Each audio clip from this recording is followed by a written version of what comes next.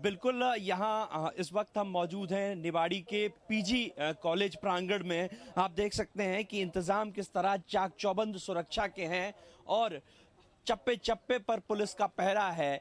आज का जो दिन है वो कांग्रेस और बीजेपी दोनों के लिए महत्वपूर्ण है।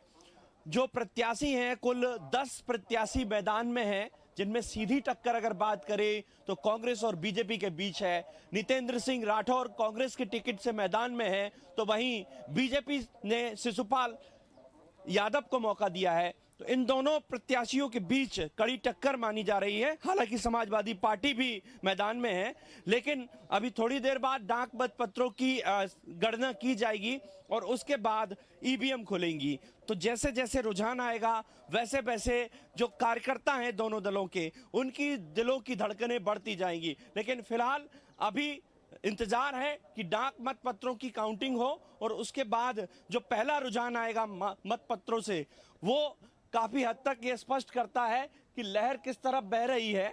लेकिन फिर भी इंतजार है, जैसे ही डाक मतपत्रों की काउंटिंग के बाद जो रिजल्ट आएगा उसके बाद जो खुशी आती है, चाहे वो कांग्रेस के लोग हों चाहे बीजेपी के लोग हों, उनके चेहरों पर जो खुशी आती है। लेकिन काफी महत्वपूर्ण ये है कि पृथ्वीपुर का जो मुकाबला है बेहद दिलचस्प और बेहद रोचक है। दोनों ही दलों ने एड़ी चोटी का जोर लगाया था, लेकिन देखना होगा कि आज किसकी दिवाली मनेगी।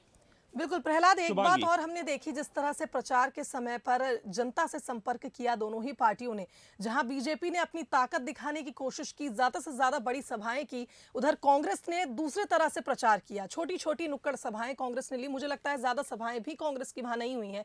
पृथ्वीपुर की हम बात कर रहे हैं, तो किस तरह के समीकरण वहां बन सकते हैं, आप किस नजरिए से देखते हैं? क्योंकि आपने पूरे टाइम वहां कवरेज लिया और लोगों से भी आपने जाना होगा, क्या है मन में लोगों के? बिल्कुल शुभांगी, ये मुकाबला बेहद रोचक है और कांटे की टक्कर बताई जा रही है।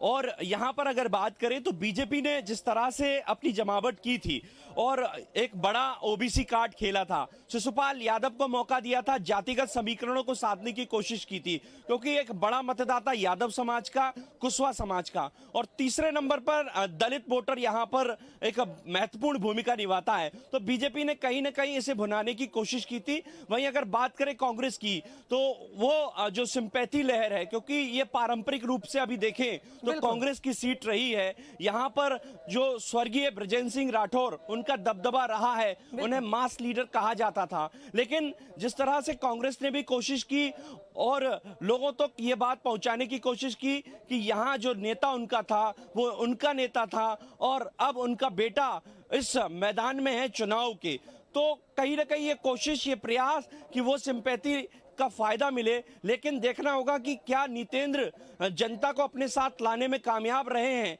क्या कांग्रेस के लोग उनके साथ उसी तन्मयता के साथ मैदान में जुटे रहे, या कुछ और कहानी है। तो ये देखना अभी बाकी होगा। लेकिन फिलहाल इंतजार है कि काउंटिंग शुरू हो और पहला रुझान आए, उसके बाद काफी हद तक ये स्पष्ट हो जाता है कि किस तरफ लहर बह रही है। शुभांगी, बिल्कुल प्रहलाद, आप नजरें बनाए रखिए, आपसे अपडेट लेते रहेंगे। तो देखिए, जिस तरह से कांग्रेस और बीजेपी दोनों ने ही अपनी ताकत झोंकी थी इस सीट पर, और पृथ्वीपुर की अगर हम बात करें तो दलित वोट बैंक को साधने की कोशिश की थी कांग्रेस ने।